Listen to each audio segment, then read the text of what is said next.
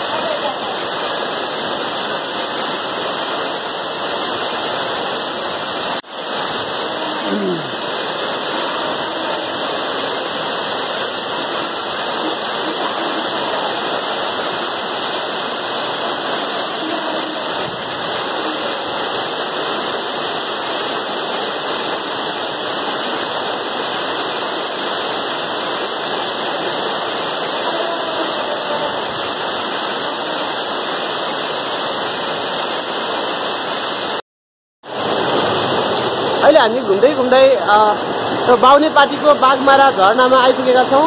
यो अत्यन्तै मनमोहक दृश्य यहाँ देखिरहेको छ। ढुङ्गाको बीच कापमा हामी आइरहेका छौँ। मेरो साथमा हुनुहुन्छ मेरो दाइ अनि हामीसँग एउटा सानो भाइ पनि छन्। अगाडि पुगिसकेका छौँ सानो भाइ। अत्यन्तै अप्ठ्यारो बाटोबाट हामी हिँडिरहेका छौँ। मेरो जुत्ता पनि हातमा छ यहाँ, धेरै गाह्रो छ।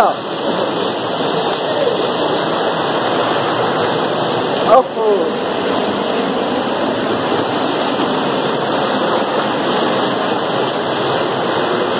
हामी अझै धेरै माथि जाँदैछौँ। यहाँ अझै ठुलो झरनाहरू देखिनेछ।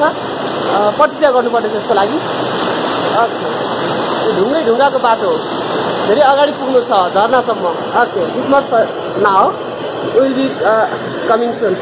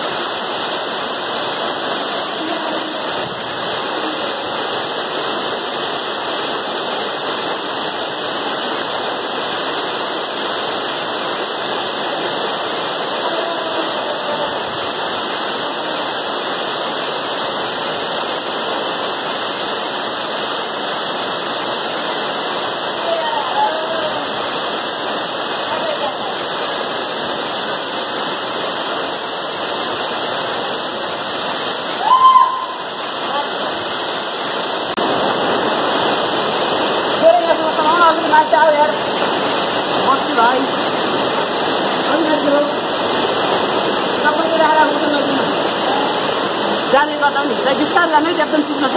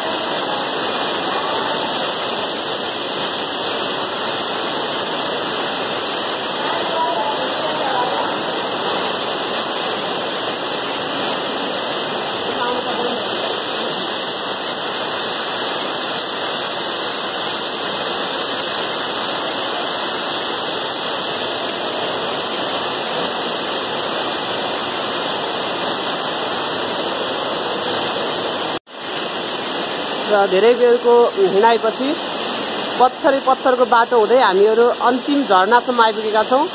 यति बेला चारैतिर ढुङ्गाको पहराको बिचबाट झरना आएको देख्न सकिन्छ। यहाँ धेरै मनमोहक दृश्य छ। यहाँ अत्यन्तै रमाइलो पहाडको कोप्चेराबाट झरना झरिरहेको छ।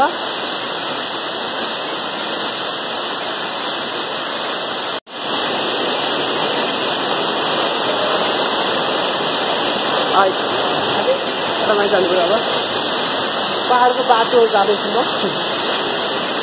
ढुङ्गाको खोट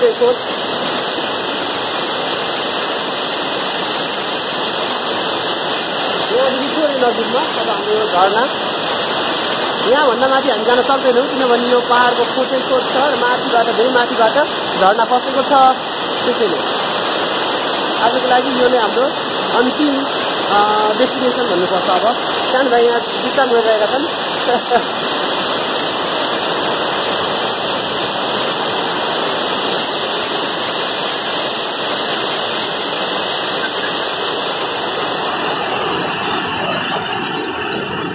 अब हामी केही बेर घुमेर फर्किनेछौँ।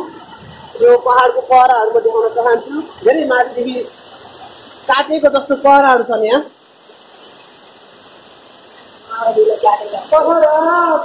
जनयुद्ध कालमा यहाँ माओवादी छापामारहरू यहाँ लुकेर बस्थे गरे भन्ने सुनिन्छ कुरा।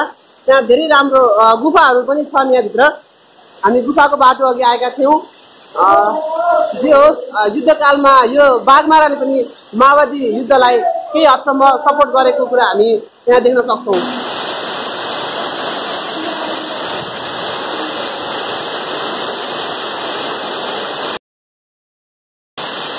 भिडियो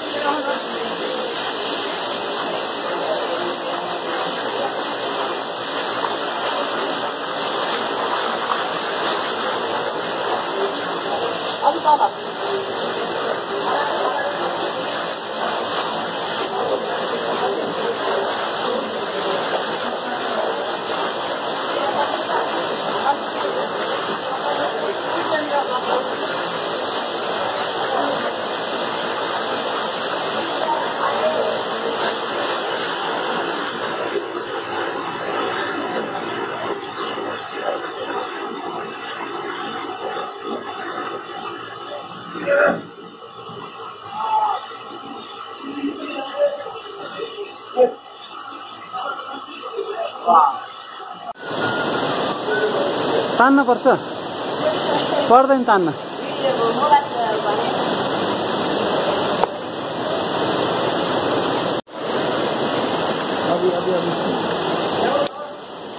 आउनु आउनु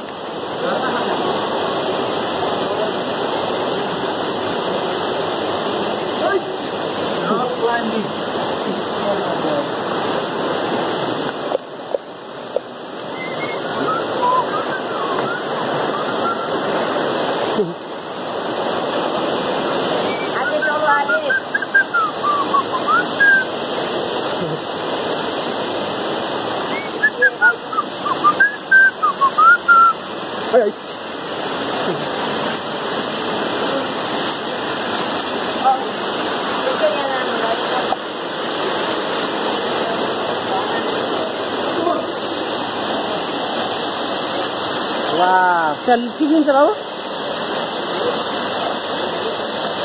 त्यहाँ जानु न कस्तो आउँदैछ उता जानु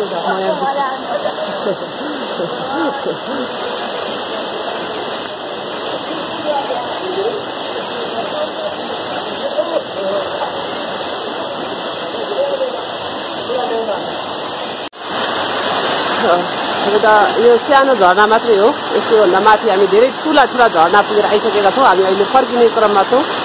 यहाँ सानो भाइ, यहाँ धेरै चिप्लो छ, त्यसरी लेउ लागिसकेको छ। त्यहाँ खिच्यो भने भाइ तिमी लड्न सक्छौ, अलि माथि आऊ। ओके हाम्रो सानो भाइ रोहन ढकाल हामीसँगै छन्, हामीसँग दाइ हुनुहुन्छ।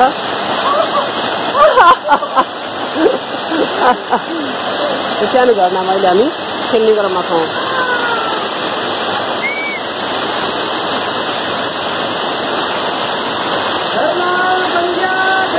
झरनाको चिसो पानी,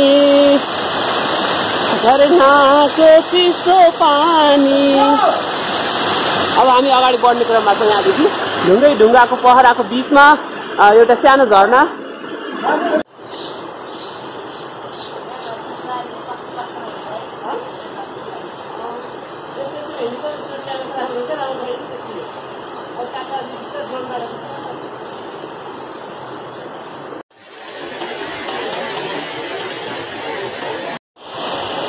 हाम्रो यो झरनाको यात्रा भर्खरै सकिएको छ। अब हामी लगभग झरनादेखि धेरै तल आइपुगेका छौँ। अब हामी सिन्धुपाल्चोक जिल्लाकै सबैभन्दा लामो झलुङ्गे पुल जुन 316 मिटर रहेको छ त्यसतर्फ प्रस्थान गर्दैछौँ। केही बेरमै हामी त्यहाँ पनि पुग्नेछौँ र त्यसको पनि भिडियो अवश्य गराउनेछौँ। हस्, धन्यवाद।